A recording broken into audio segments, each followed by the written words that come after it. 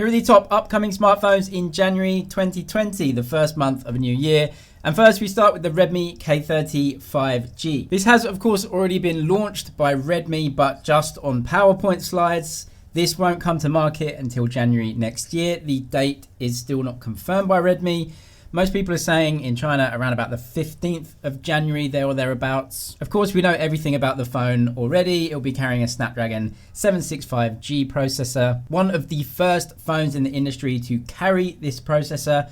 Not the first, but one of the first at least. The phone is an interesting prospect from Redmi, definitely a change in strategy for them, the move to an LCD display from an OLED display, but you've got high refresh rates in there, 5G, and the brand new Sony IMX686 camera sensor, which I have already used on the Redmi K30 4G version, and it seems like a really good camera sensor. So I'm really looking forward to see how the brand new chipset from Snapdragon will handle images from that sensor. Also, the 4G version does have a 120Hz display, but because of the Snapdragon 730G in there, which by now is just an old mid-range chipset, it really can't handle that 120Hz display during gaming. So I'm looking forward to a more powerful, more modern chipset in the 5G phone. A very tight and close competitor to the Redmi K30 5G when that will be launching is the Realme X50. If you were in any doubt that Realme and Redmi are going to be very close competitors going forward,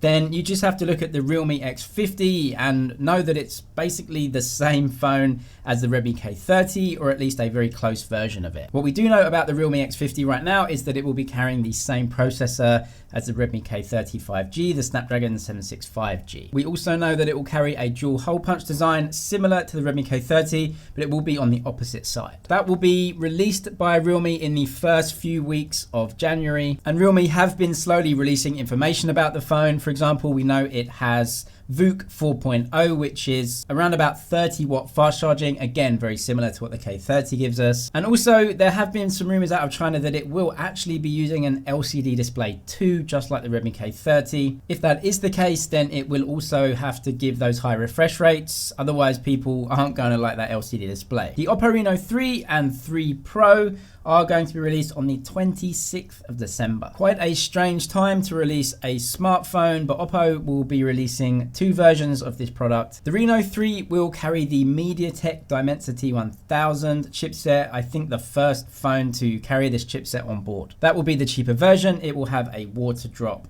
notch and a fairly big bottom bezel. This will be the cheaper version of the two, of course, and looks to offer 5G at a really decent price. The Pro version, again, will be using the Snapdragon 765G. And overall, the phone looks really great. It's got a curved OLED display with a tiny cutout. It won't include Oppo's very fast discharging, but it looks to include the VOOC 4.0, just like the Realme X50. The Vivo X30 and X30 Pro already released in China, actually, but will come to different markets in the following weeks. This is Vivo's version of the mid-range type of 5G phone. It actually uses a Samsung Exynos 980 chipset. They also focused heavily on the camera. It has a really good camera setup, an ultra-wide, a main camera, a really good portrait lens, which is about 2x, and then also the inclusion of a 5x periscope zoom camera. One of the most exciting phones for January, definitely, that we don't know anything about right now, is the OnePlus Concept phone. We know that they will be releasing something, a concept or some different type of device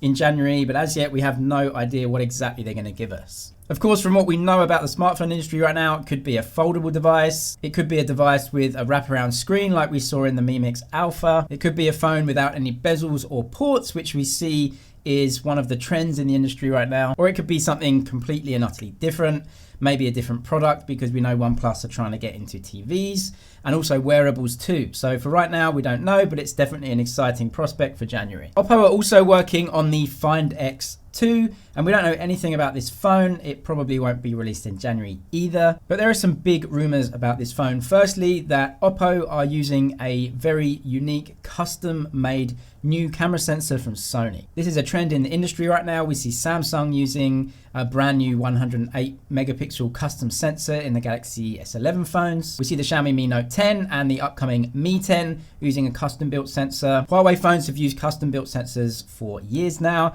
It looks like Oppo and the BBK brands are also going that route too. Going into 2020, there's really two big smartphone trends right now. The first is more cameras and custom camera units. And the second is screens with foldable screens and wraparound screens. And of course 5G too, but it's not really a trend. It's just something that will be in every phone that you buy with these brand new processors. Subscribe for all the latest tech news. Follow my Twitter for some more information too. That's it for now, but I'll see you in the next one.